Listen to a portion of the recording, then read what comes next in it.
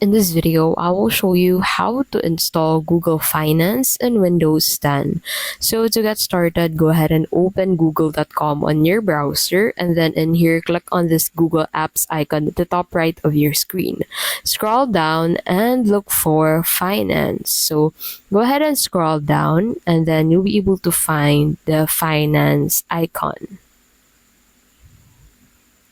Once you find that icon, go ahead and click on that. And then in here, go ahead and click on the three dots at the top right of your screen. So basically on Google Finance, you'll be able to find all of the market trends and updates. So click on the three dots at the top right of your screen, and then click on Cast, Save, and Share, and then click on Install Google Finance, and then click on Install to confirm installing the app into your PC. So that is how you can basically install Google Finance in Windows 11.